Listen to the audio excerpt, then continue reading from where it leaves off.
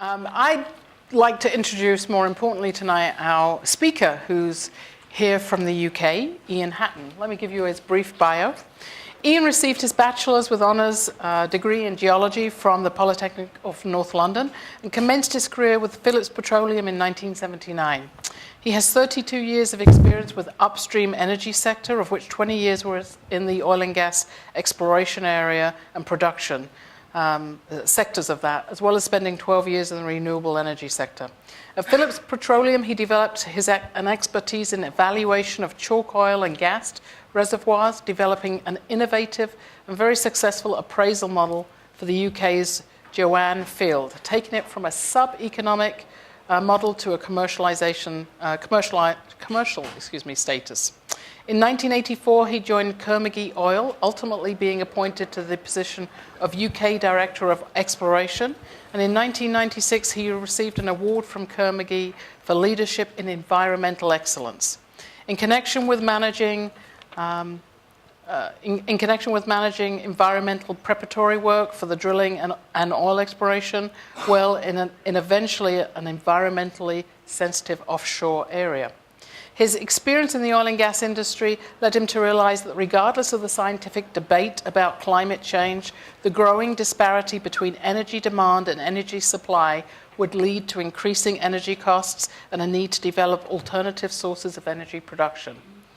Therefore, on leaving Kerr-McGee in February of 1999, Ian founded the highly innovative company called Eclipse Energy, and took plans to the UK government for a groundbreaking co-development of electricity generation from both offshore wind and gas turbines, utilising economically sound subsurface gas reserves.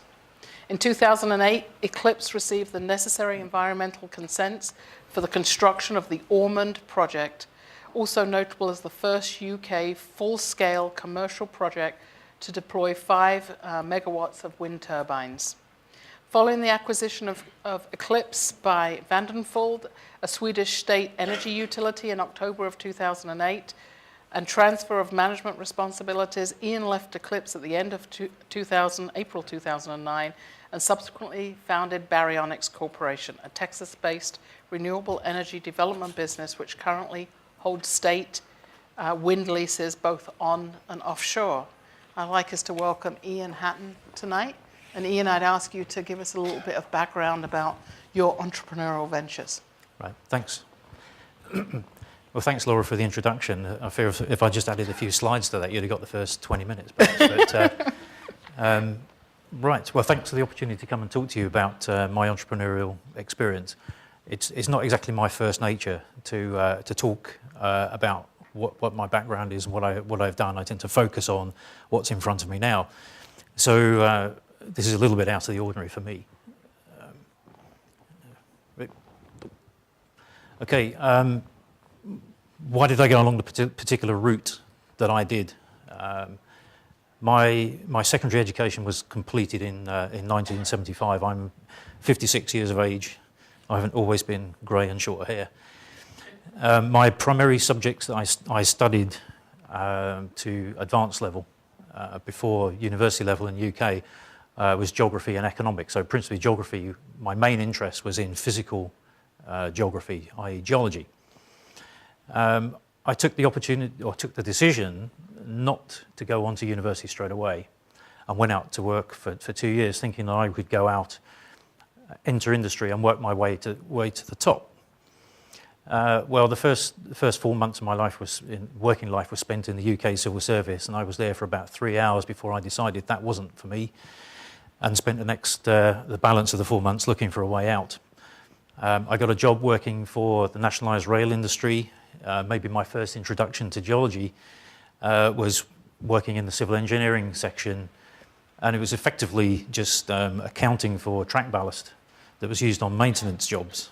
And what I found was that as I was particularly good at doing that, and at the bottom you can see the IT that I had available at the time, which was a mechanical counting machine, and there were no Texas Instruments handheld calculators at that time. That was the kind of tech we were dealing with. But what I found was, because I was particularly adept at carrying out my responsibilities, any time that I sought to get progression, my supervisors blocked it. And only when I threatened to leave, which was about going back into further education, did I suddenly find that the doors to part-time instruction to become an engineer were opened up to me. But by then, I'd had the conversation with a good friend of mine, and he gave me my first homespun piece of philosophy, which is, it's better to die wishing you hadn't than wishing you had. And I've borne that in mind all in the intervening period. So in '76, I went back to a tertiary education, and in '79 graduated with a degree in geology. So my first employment was with Phillips Petroleum. As a relatively junior geologist, I inherited an area in the North Sea which Phillips had under license called the J blocks. All the prospects had the name, the letter J, and they're all named after females, either people's wives, girlfriends, and sweethearts, etc. And I ended up with Joanne, which was a non-commercial discovery. And being willing to step outside the normal bounds of looking at geological data, I ventured into geophysical analysis as well. And I noticed there was a significant seismic anomaly on one side of the structure. The result of that was to promote the drilling of an appraiser well, which was significantly down flank from the initial discovery well and would intercept the reservoir below the believed oil water contact in the first well. And I produced a rationale for that, in that the initial reservoir, once the oil had migrated into place, diagenetic activity shut off the porosity and permeability in the reservoir rock. Then, as the structure was sitting on top of mobile salt, the structure deformed. And so the original contacts, the fluid contacts in the reservoir, were distorted. And the downflank anomaly was due to high porosity preserved by oil, which shut off the diagenetic activity. Long story short, we drilled the well, I was right, and it went from about 8 million barrels to 200 million barrels. My reward for that was to be completely ignored, and I had no pay rise, no promotion. And when it came around to a conversation with Kerr-McGee, they offered me a pay rise, which against Phillips's paltry salary represented something like 120% pay rise, and with a wife and 2 small children to look after, and it was a no-brainer to move on. Probably one of the best things I did, because at Kerr-McGee I was given effectively a blank sheet. The company was a minor player in the UK North Sea at the time, and I was able to basically let rip with all my creative energy and come up with a strategy to change that. As a result of that activity, in conjunction with my team and so on, we did transform that company, and subsequently, after I left, the company was sold to Maersk, the major Danish company, for a significant sum. But we had significantly transformed the business. In that time, we'd had the ship at the bottom of the picture, the first floating production, storage and offloading vessel on the Griffin field. And I had the pleasure of being the well site geologist when we actually drilled the reservoir, which is over 400 feet of hydrocarbons. And that was quite an introduction to the world of partners and share prices and so on, because this well, which was considered to be highly confidential, when I was on the plane back to London, I was reading the comments from one of our partner companies explaining how many 100 feet of rock that we had penetrated with oil shows and all the rest of it. So their view of confidentiality was considerably different to ours. So after a period of time with Kerr-McGee, I got to a point about 1998, 1999, where I recognised that my advancement was no longer being considered on merit. I wanted to go overseas. They basically wouldn't let me because I was considered to be too knowledgeable, too important to be allowed to go. And I also found at the time that my ideas for adding value to the business were basically being ignored. And as a geologist, there's a bit of a thing between geoscience and engineering, particularly an oil and gas company, where there is a perception, I guess, that geologists can't make a contribution in terms of business models and so on. And I came up against that in Kermagee at the time. There was also a recognition at that time that the basin was becoming more and more mature. So as we drilled more wells, there was less and less oil and gas being found. And that effectively narrowed down my opportunities for the future and also raised the potential for me effectively to be out of work and not be able to find a way to make a living.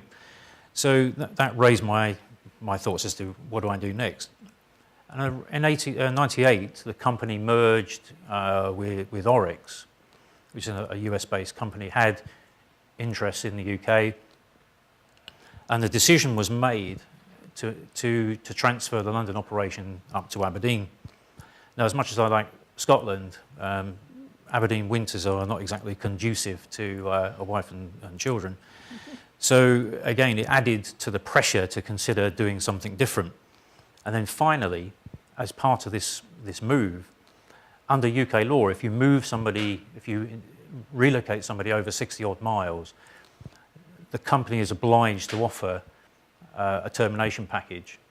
Now, the expectation was I was going to ship to Aberdeen, and it came as a bit of a shock to Kermagee management when I made the decision, no, I'm not going to go. I'm going to go and do my own thing. So Kermagee gracefully provided me with the seed capital for Eclipse Energy, and that's the next chapter of the story. Now, Eclipse Energy was started in 1999, and just to close the story of why the name Eclipse, there was a full eclipse, a total eclipse that passed through the UK in 1999. Eclipse is also the name of a thoroughbred stallion, which is also a great interest of mine. I'm very interested in horse racing and in breeding thoroughbreds. So it was a natural shoe-in to call it Eclipse, and the first project we had was called Ormonde, which was a thoroughbred stallion as well. So now I'll talk about Eclipse and the timeline of that business and show you how that developed. But firstly, the motivation behind Eclipse. And Eclipse was an attempt to build, as I said it many times at the start of that venture, I want to build a green BP. So that's probably maybe a wrong choice of company, but that was the aim at the time. An important assessment that goes on in oil and gas is the total availability of hydrocarbon reserves in any particular basin. And like so many things in nature, there's geometric progressions, probability analysis, and you can estimate within pretty good limits as to what the total available hydrocarbons are available in a basin. Well, people have done that for the entire world and come up with so-called peak oil theory. The gentleman in this picture, King Hubbert, was a shell geophysicist in the US who made the first estimate about when peak oil production would be from the lower 48. And the guy was right, in essence. He was laughed at the time. People thought it was complete nonsense, but he turned out to be correct. And when you translate that into places like the North Sea, this particular diagram is from UK government around about year 2000. And this was about the time I made my decision to make the jump. So I made the assessment from my own personal experience that we were drilling more and more wells and finding less and less. And certainly the economic threshold for developments was not being met on the oil price at the time. On that diagram, those individual stripes represent the production profile from individual oil and gas fields. So what you can see there are the history of the North Sea, initially dominated by large reserves being depleted over long periods of time, and then subsequently the discoveries are becoming much, much smaller, and therefore the capital efficiency for those developments is getting less and less. Another important aspect of that diagram, it shows that the expected depletion over a decade was potentially sort of 80% of UK oil and gas production, and that has actually come about. That is the truth. Faced with that, the UK would transit to be in a country which was to lose its energy independence for the first time since the Neolithic period. And for a highly developed economy, that is not a satisfactory place to be in. So there was a significant pressure coming forward to develop renewable energy as a replacement. It's not simply about climate change as well, it's about energy security. And recently, one of the UK energy ministers finally confessed that it was about energy security, that they were promoting the development of renewables, and the UK is projecting to develop something like 20 gigawatts of offshore wind in the next couple of decades. And just to interrupt you, and how much offshore wind is there in the US today? Nil. Nil. Something to think about for later. Sorry, Ian. Okay, the next slide is pinched from BP's statistical record from 2008, and simply is there to show that the consumption pattern globally is on the increase. Maybe no surprise with increasing population. I'd like to talk briefly about climate change. As a geologist, it's something which we study and are aware of over geologic time. Natural factors, something which is again, I think perhaps ignored, is the fact there is natural variation in climate on the Earth, driven by cyclicity around the variations on the Earth's orbit. That's manifest in the geological record, and I pull up here a photograph of the Upper Cretaceous chalks on the Isle of Wight, just south of England, where you can see some very faint banding in those rocks, which have been laid down over many millions of years, and each one of those bands represents orbital variation. So there's this climate change that is going on all of the time. But if we come forward to the present time, we look at current data for the most recent period since the Ice Ages, so the past 400,000 years, going through 4 glacial cycles. Go look at the Vostok core, ice core from Antarctica, and by pulling the climate data from gas trapped in the vesicles of air inside that and the dust content, you derive an interpretation of the amount of CO2 in the atmosphere, temperatures, and so on. And what's pretty evident is if you go years before present, at the start of the industrial revolution is where we see CO2 really picking up. And finally, if we look at the historical levels of CO2 since the 1950s, we've beaten that, and it's getting higher and higher. So I've absolutely no doubt in my mind that it's human related. How significant is that? Well, will it mean the end of the Earth? No, the end of the Earth is not significant. It's whether it's habitable for humans.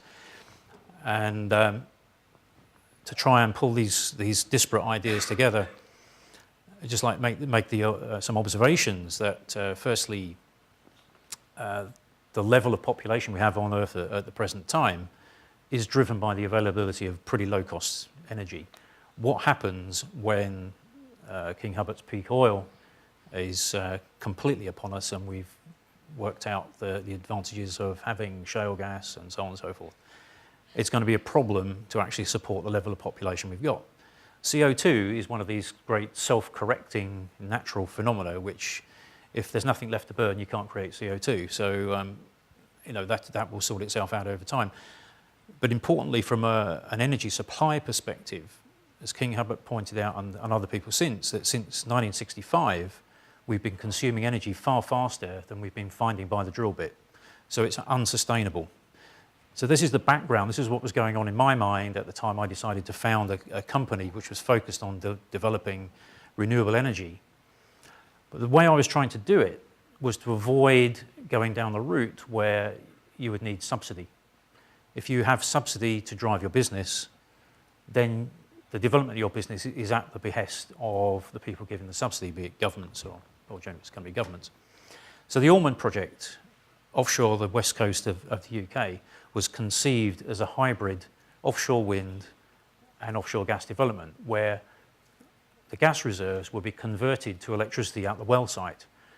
It's a business model which has been used onshore, where you have stranded gas reserves in areas, say in the Canadian basins, where there's no gas export infrastructure. You strap on a gas turbine, you generate electricity, you hook up to a power cable, and you're on your way to market. You have an exit for your natural resource. So Ormonde was a concept where I would use stranded gas reserves plus an offshore wind farm, and then play the benefits of both of them together to derive an economic model where you can have offshore wind which made investment grade criteria. So if you're out to the market looking for equity investment, an early stage business, your investors are typically looking for something in the order of 20 to 25, maybe higher rates of return, percent rates of return. And this project would do that. So that's the beginning of the story of the Ormonde Project. So that began in 1999. This table summarises the energy resources of the project. And what I've done here is to demonstrate, firstly, we take the 50 billion cubic feet of gas that was in the reserves in two small fields. And the issue with them was that they had a slightly higher, or a higher level of nitrogen, which made them, that they would require additional treatment to go into the mains gas system. So they were always going to be difficult to produce. So 50 billion cubic feet of gas there to be produced. On the energy equivalent side of the offshore wind farm, we had basically 200 billion cubic feet of gas. So we had effectively energy resources of around about 250 billion cubic feet to be developed in this co-development. And the idea being was that you bring the gas on straight away, it would develop enough revenue to give the overall revenue profile of the project something which is very, very similar to that of an oil and gas field, in that you get a significant amount of production up front, and then you get a production tail off as the reserves deplete. The offshore wind farm provided nearly over 30 years of extended reserves. So that was the essence of the hybrid model, and it worked in terms of the economics. It was very attractive, did not require any form of subsidy. So we then strode off into the market to get investment and so on, based on that. The main components of the wind farm, in the final design, it comprised of 35 megawatt turbines, which were the largest available at the time. A significant piece of significant change in the project design came once we'd started talking to the project finance banks. With projects, you do everything according to what the bank thinks. There's no point in starting out on a project without talking to banks if you're going to require bank finance, because you can easily take your business up a blind alley. You can produce something which is basically unbankable. So early dialogue with the banks was absolutely essential. Partway through the process of looking for project finance, the 5 megawatt turbines were installed as a pilot scheme in Ormonde Firth in Scotland, just 2 machines. And one phone call with our lead banker indicated that he was willing to project finance these turbines because they'd got a certain amount of track record, and he was prepared to put his bank's money behind it. So at that point in time, our project, which was originally designed around a 3.6 megawatt turbine, went up to 150 megawatts. To give you an idea of the scale of the turbines we're talking about, this diagram shows the downtown Frost building on Congress, and indicates the general scale of the turbines that we installed off the UK and intend to install off the coast of Texas. That's an image of the first turbines in the Ormonde Firth, and this is what gave us the ability to use exactly that same technology with the Ormonde development. The gas side of the project was to be developed using a mobile gas turbine platform, and the idea being that we would drill a production well on one field, hook up the gas turbine platform, run a cable to the combined substation platform for the wind farm, and then we would produce the energy through the shared infrastructure. The concept being that with a wind farm, generally it produces around about, on average, 40 to 50% of its nameplate capacity. Therefore, the export capability of the cable is significantly underutilised, and the idea being with this project was that the gas turbines would be used to supplement the power or to guarantee the wind energy into the marketplace. Because as you're producing wind energy and you're trying to sell it under a power purchase agreement, you receive a discount because you cannot guarantee the output from the wind farm. This project neatly dealt with that for at least the first 10 to 12 years of the project's life, which was enough to return the project finance to the banks. So the timeline behind Eclipse was quite an extended one. As I said, I founded Eclipse in 99, and we raised our first equity from friends, relatives, and people I knew in the oil and gas industry, so we had about 50 shareholders to begin with. We went to the government, we obtained the gas license on the strength of this hybrid concept. It took, though, until 2001 until we were actually allocated a wind concession for the project, because the gas concessions were administered by a separate department. And interestingly, because of the hybrid nature of this project, we found that the conversations that we were forcing upon the government departments meant that different departments who didn't even speak to each other had to have a conversation for the first time ever. So the benefits of hybridization. So the wind concession was allocated in 2001. Unfortunately, the very day which we were given the wind concession, and we thought, right, we're off to the races now, we can go out and raise more capital and get this thing done. I was on my way back to King's Cross Station in London and noticed everybody gathered around television and looking at the attacks on the Twin Towers. The effect of that on the business community, you probably know, and the investment capital subsequently dried up, certainly for businesses like us, and we spent the next 2 years with absolutely no capital coming into the business at all. I depleted everything I had. I depleted everything my kids had in their bank accounts. We borrowed money off of relatives to keep the business going, on the conviction that what we had would eventually come good. And eventually we formed up a partnership, firstly with General Electric, who wanted to demonstrate their 3.6 megawatt turbine.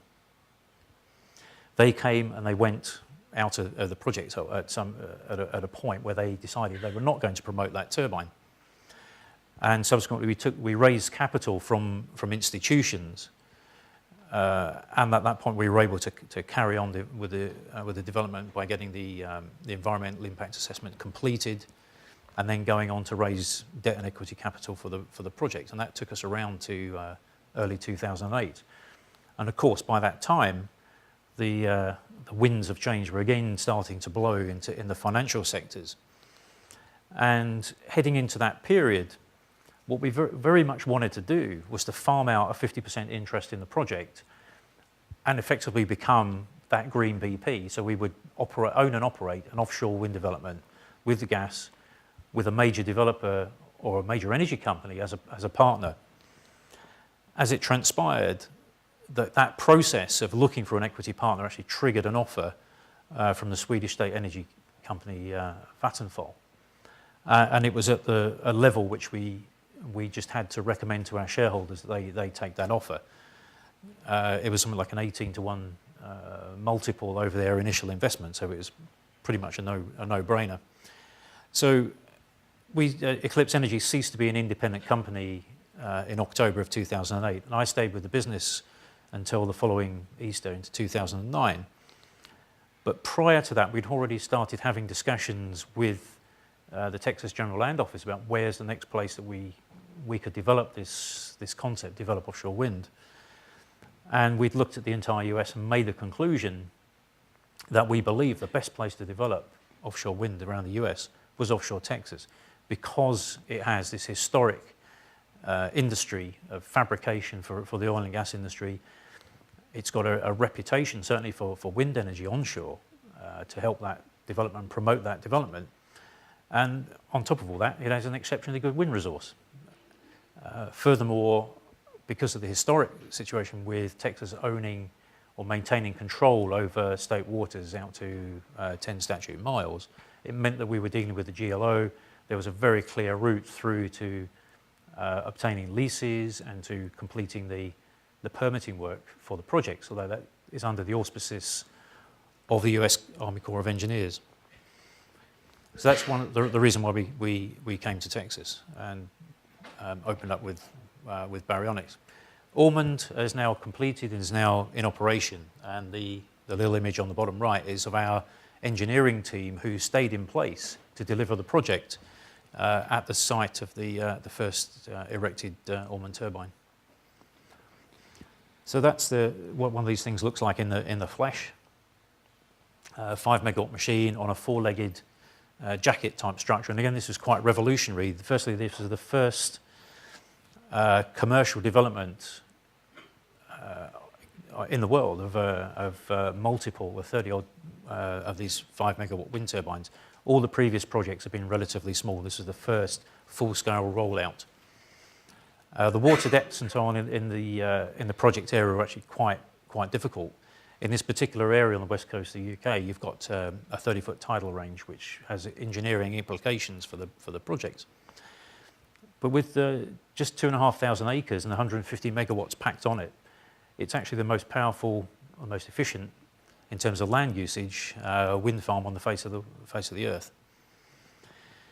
And finally, the thing was actually brought in on time, on budget for its new owners, and that's one of the differentiators we set out for ourselves, in that we were not onshore wind developers going offshore, we were offshore people doing offshore wind, doing offshore energy.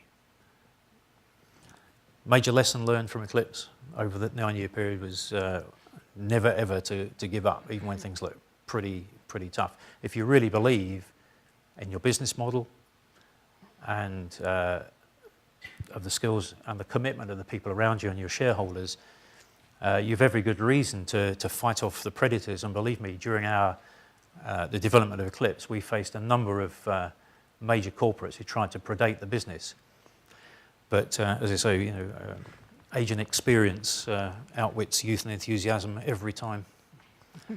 So moving on to Texas, we saw a similar potential here to develop a business. And going to the state reports for oil and gas production, so we see the familiar story of declining reserves production. Now that obviously is going to be changed by the advent of the development of shale gas resources. But fundamentally, I think there is still a significant role for renewable energy. The market that we're focused upon is the Texas mega region, and looking at the increase in the population that is forecast. And that places demand for resources which include energy, water, and data capacity. And our model that we've generated for applying renewable energy in Texas is to look at combining the energy production in a vertically integrated business with the energy consumption aspects. So looking across the bottom, our interface with the market, firstly, can be through the wholesale power market, although at the current time, conventional wind development is severely challenged by the negative economics as a result of the lack of renewal of the production tax credit. I can talk about that, my views on that, subsequent to the presentation. Our other view, or other business concept, is to go produce behind the meter projects to produce data center capacity. And the idea being, as a major consumer of energy, we can combine the energy production with some energy storage in order to develop data centers which are completely powered by renewable energy. That was the initial business concept. On that particular angle, we're somewhat stalled at the moment because there's a perception about the acceptability of data centers in areas which are remote from the major metropolitan areas. We think that will change, and over time that model will come good.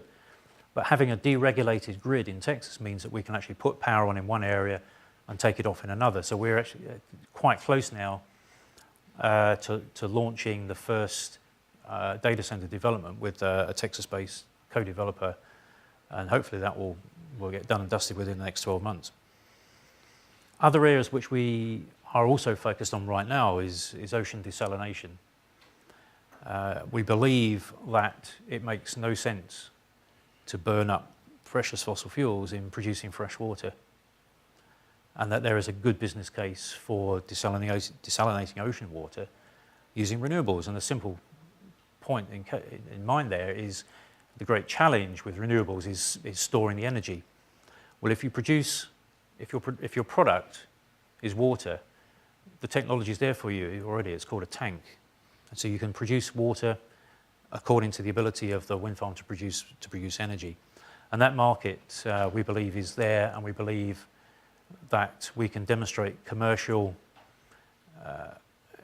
reality for the development of wind energy in that context. Right now, today, no subsidies. Another aspect we had been considering was the development and production of hydrogen gas and storing that in subsurface reservoirs, maybe salt domes, for example.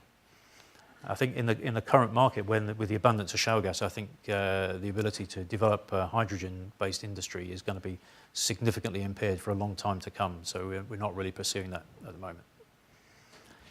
So those are our concepts for Baryonyx. One of the advantages that renewable energy has over fossil fuels, and which often gets ignored in the rhetoric where people at the moment seem to be posturing on the basis of politics about whether green is good or bad, is the ability with renewables, when you go to contract for your bank finance and so on, you're effectively forward fixing price for your consumer. And that is a significant advantage. We've found that in discussion with potential data center users. Their focus is on energy costs, which is a major factor in their operating costs. So to be able to offer them a predictable power price for 10, 12, 15 or more years is a significant benefit that they do appreciate. And the same story will go for water production. Okay. So the Texas wind resource potentially develops not only energy, but also sustains jobs in the fabrication business. And some of the add-on photographs around there just show some of the fabrication industries that are associated with developing offshore wind. And these shots were taken from the Ormonde development. Okay. What does a gigawatt wind farm look like offshore? Well, you can probably just about see it in that picture. Clearly, we're highly motivated to get the environmental impact assessment undertaken and properly understood. Wind farms clearly develop a great deal of emotive response when you say you're going to come and build one. One of the biggest issues that gets raised every single time is ornithology. What's the impact on birds? And of course, the Gulf is in an area where there's significant long-distance migration routes.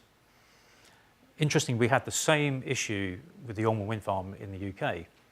Although we were surrounded by other major wind developments, we were on a migration pathway of a thing called the pink-footed goose, which comes down from Greenland and spends the winter in the UK. Sorry, spends the summer in the UK. No, sorry, the other way around. So we had to carry out assessments of the potential impact of wind farm on mortality of those birds, and the conclusion was that the probability would be maybe one per turbine per year. Ignore the fact that further north in Scotland, something like 20,000 of them are taken out by sport shooting at exactly the same time. So again, there is a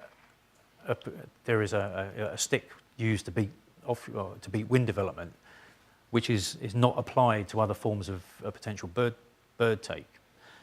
Additionally, with a wind farm, you can do a very, very simple thing, which is to shut down production. And indeed, with Ormonde, we got as far as discussing potential protocols for bird observers to note when these birds were leaving their roosts and heading south, and at which time we would then look to shut down the wind farm. Economically, it was no issue as far as we were concerned. We were looking at maybe 10 days. And it's very likely that a wind farm, as indeed with any offshore oil and gas development, would see a shutdown from production for maintenance purposes at least once a year. So we would make ready to do that work when the wind farm would be shut down from those operations. So that was all included in our permits to construct the project. Ironically, other projects located around us from bigger operators who went to the government and said, if you impose this on us, we will not build this wind farm, were allowed to proceed without that kind of shutdown requirement. So I it makes you, wonder who's actually paying attention when it comes to the government sometimes. So let's move on. Benefits to Texas. Well, this is from our full development of 3 gigawatts of offshore wind. As an occupant of state lands, we have a royalty payment system to the public school fund as a GLO tenant. In terms of energy, released from these wind developments is the equivalent to about 500 million barrels of oil. So it's a significant asset that belongs to the state, and ultimately, I believe, it will get developed. The development costs of the projects are in the order of about $9 billion, and OPEX going into the local economy is around about 270 million a year. So this is a fairly major injection into the economics of South Texas, potentially. So moving on to my final thoughts. The projects we are developing offshore Texas can be commercially significant, can be significant in terms of carbon abatement.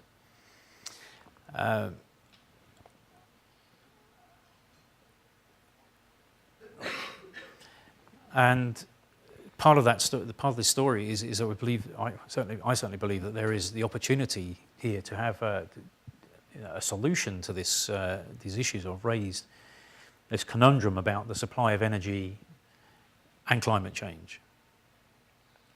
And as I hope I've kind of demonstrated that if you actually are prepared to stand up and put yourself a little bit at risk and pursue innovative thought, you can actually get there, and that then gives you the platform to move on to try and do other things of a similar vein.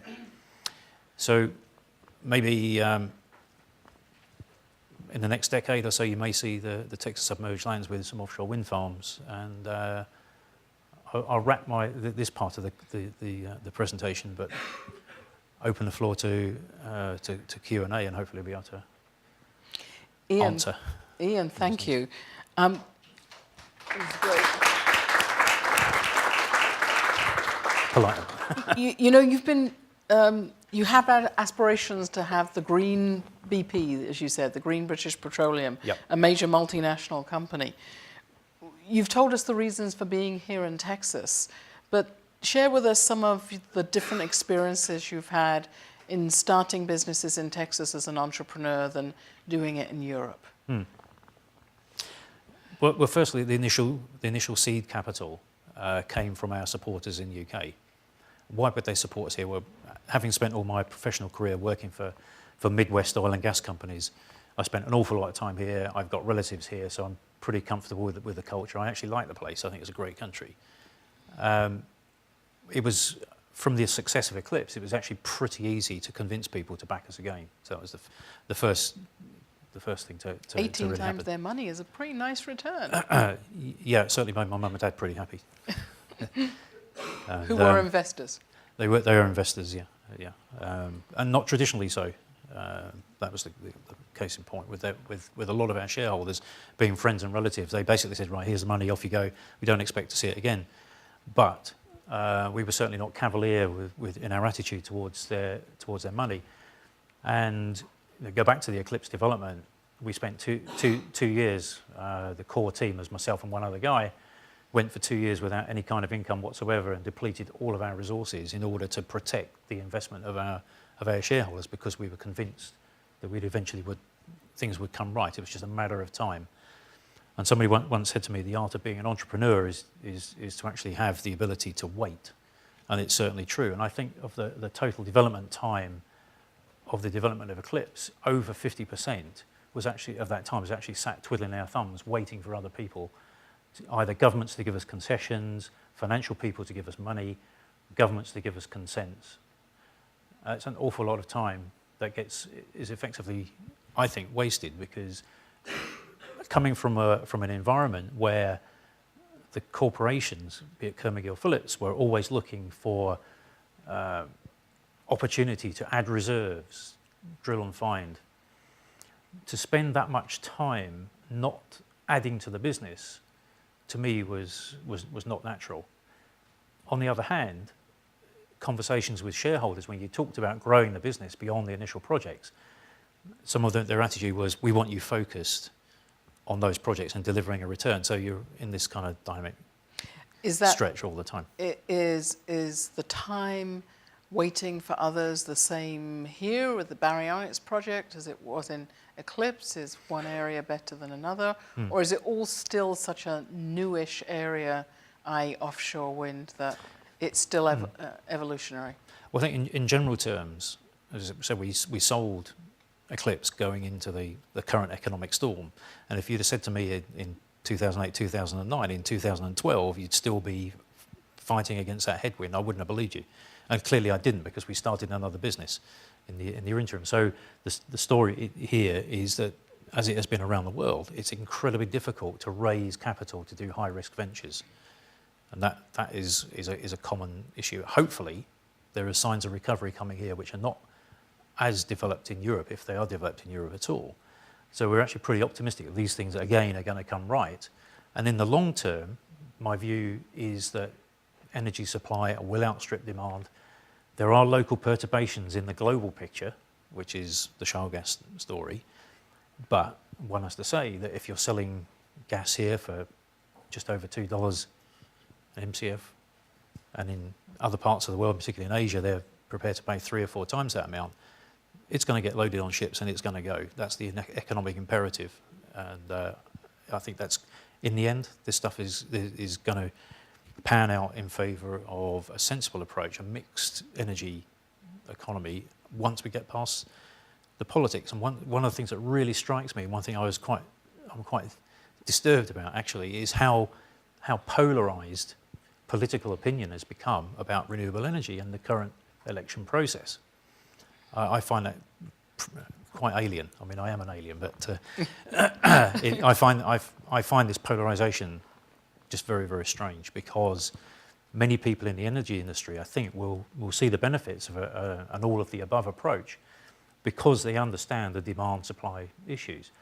And what I've found historically is when you try and talk to politicians about it, they're getting their advice from people, even in oil and gas companies, who do not have a basic geoscience background, who do not know how the assessments about peak oil and things are made, and they just assume it's a bunch of guys in white coats coming up with stuff which is bound to be wrong. Mm-hmm. It's not. And the UK as a model really shows that to be the case, in that the reserves are depleted. They're building out offshore wind to seek to deplete the turn down in available indigenous energy and a rise in energy costs. And people are objecting to it because it imposes costs on the consumer in order to do it. The alternatives, I would suggest, are significantly worse, in that you'll be on the end of a very long pipeline probably from Russia, and dependent on Russian gas. And as the Ukrainians have found, energy is political power. It is absolute political power. I want to emphasise we have 2 microphones, and I'd like to open this up for questions. And if any of you would, please go to the microphone. Don't wait so that you can ask the questions you have. We're most welcome for you to shout them out, but we would like to get them on the videotape, and that's the only way to do it. So I'm going to ask another question, unless there's any questions. Yep. Thank you. Okay. I think.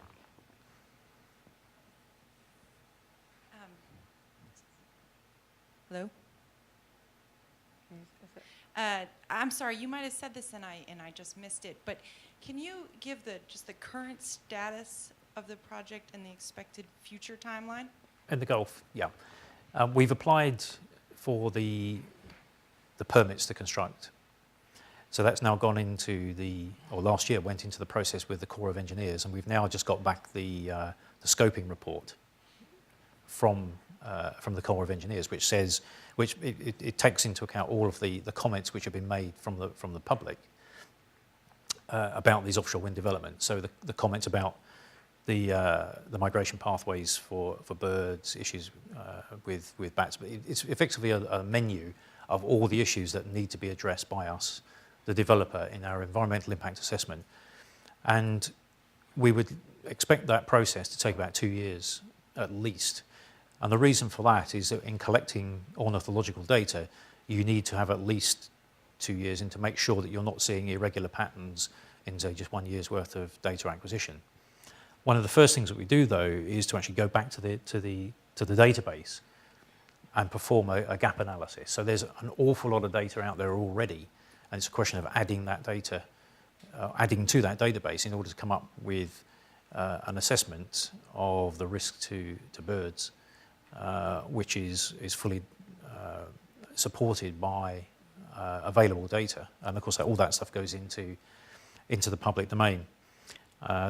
The other issues that we need to look at are the migration of turtles to and from the beaches. So things like electromagnetic field effects on migratory animals is again, there is a significant amount of data in the public domain and reports and papers and so on that subject. A lot of this stuff has actually been pioneered in Europe. A lot of radar work has been done on migrating birds and wind farms.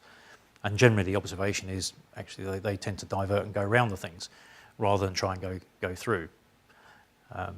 But we have to do the work, we have to do the proper assessment, and it has to be agreed by external third parties that it's been done properly. And in the end, there has to be a decision made. Is on balance, are these developments on balance something which should actually proceed or not? And we're comfortable with that process. And that's part of the high risk nature of being an upfront energy developer. Rather like in the oil and gas business, you develop your prospect. The acid test is you drill it, and if it produces, that's potentially good. Is it commercial? There's a whole bunch of other questions. With renewable energy, the issue principally is not about whether the resource is there or not, because you can measure that readily by met mass, for example.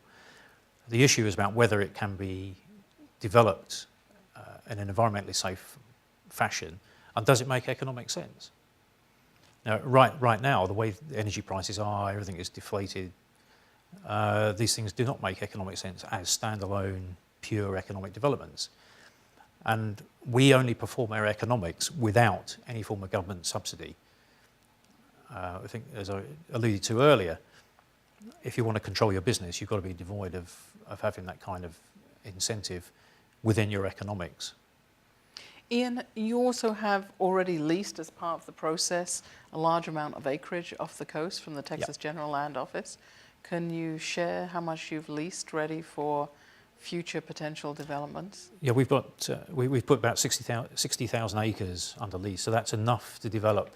If you built out the full site, it's about 3 gigawatts worth of generation, so that's the equivalent to, a nuclear power station, effectively. Whether that would all get built out is wholly dependent on the EIA process, and the EIA process could say none of it is acceptable, and that's an acceptable answer to us. Great. We have another question. Yeah. So I had some questions about what measures you take in the event of hurricane, and what the economics compare offshore to onshore wind development. You obviously have much larger turbines offshore, and you have a completely different infrastructure as far as delivery and wiring the electric. So, Sure. Okay, well, the economics, trying to address that. One of the reasons you go offshore is because the wind resource is much, much greater. So the basic energy reserve that you're seeking to develop should be able to develop an economic return, providing your capital costs are in line with, that would actually develop help to develop that return. Why do we go offshore as opposed to onshore, where we've got to have significantly more energy compared to onshore to make that equation work? And may I interrupt you? Yep. As I understand it, Ian, here in Texas, the West Texas wind blows very well in the morning and the evening, but as may almost happen, there was a brownout in the afternoon or early afternoon where the wind kind of slows down, and that's not quite the case offshore. Well, timing is important. When you go to get a power purchase agreement, people look at the hard wind data and say, when are you actually producing energy? Is it when it's needed? With offshore wind, offshore Texas, the energy production occurs at roughly around at the same time as peak demand, so it has an advantage over onshore in that basis. And indeed, the folks that have been developing coastal wind down towards South Texas have found that to be the case. Where we're coming at this issue from is, having developed an offshore wind farm before, we know exactly where the cost reductions can be, and our estimate is that we can actually get costs down where they are a comparable economic return to onshore development once you've got that higher wind resource. But in terms of energy prices, right now we're not seeing a price high enough to develop offshore wind as a standalone development much before 2017. But our development process takes us to 2017 anyway, so you wouldn't see anything in the water until then anyway. So what we're focused upon is with our vertically integrated model, is that are there other products we can make with that energy which do give you a commercial advantage now today? And we've spent the past 18 months, 2 years looking at ocean desalination, because there is a market in Texas for freshwater reserves. That's been identified as a need of the state. There is, according to the state controller, not a do-nothing scenario. There has to be some means of producing more water. And we believe that we can produce a case based on technology that's being used elsewhere in the world, applied in concert with this offshore wind project, so it will produce water in large volumes at a price which people are prepared to pay now, and without any form of subsidy that goes with it. So that's where we're coming at this from. And a quick answer to the question on the hurricane, and then we'll go to the next question, and the last question for the night. Hurricane? Well, hurricanes. Firstly, the company that we're working with for the offshore wind developments, we're talking about a small offshore pilot right now, is with Siemens of Germany. So they've assessed the potential wind risk, and the turbine that they have designed, which they're now deploying as a prototype in Europe, they consider to be capable of certainly of withstanding Cat 4. If we roll back the time to when we first started Baryonyx and thought about going to the Gulf of Mexico, the very, very first port of call we made was to go talk to the insurance industry. Because if we can't insure the project, you can't bank finance, and you're wasting your time. So we went to the insurers that assessed Ormonde, and of course there's a global insurance market.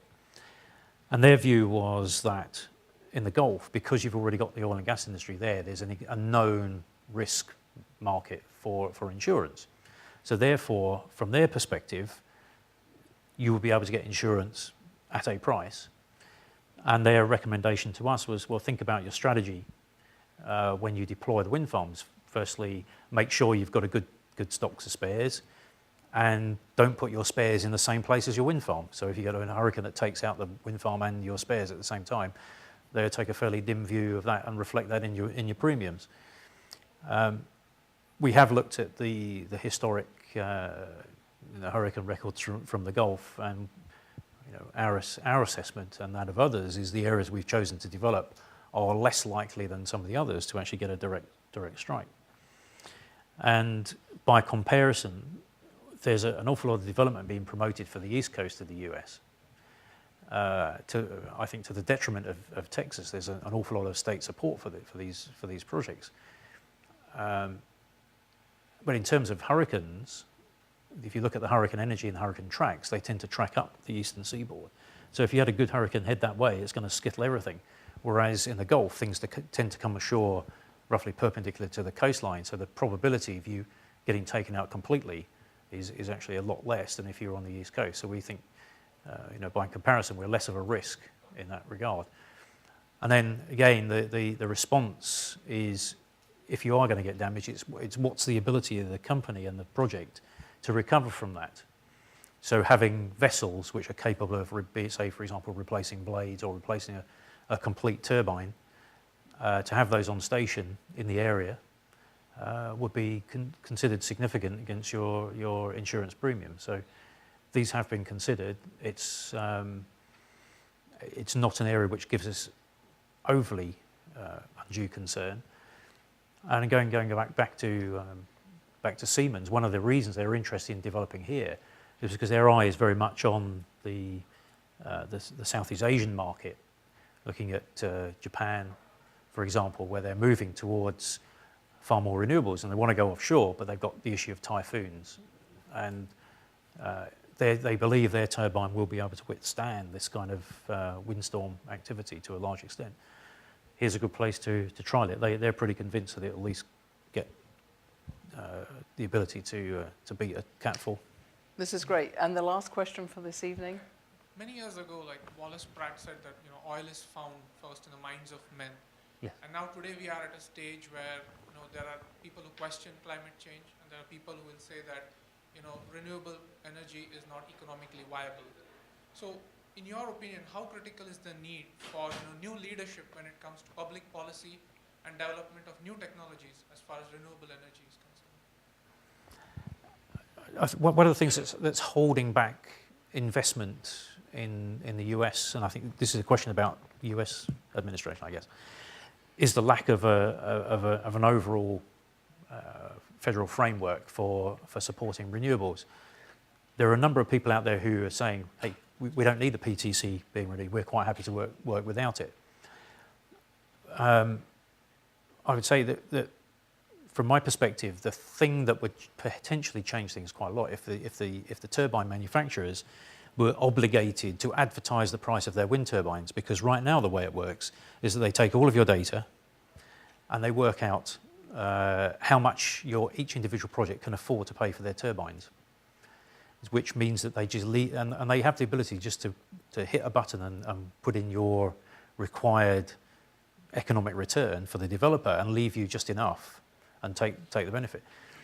If you were to get rid of that, if that was to be outlawed and they would have to advertise the price of the turbines, that would be a good move towards being able to reduce the economic threshold for renewables on a fairly worldwide, or on a US-wide basis. But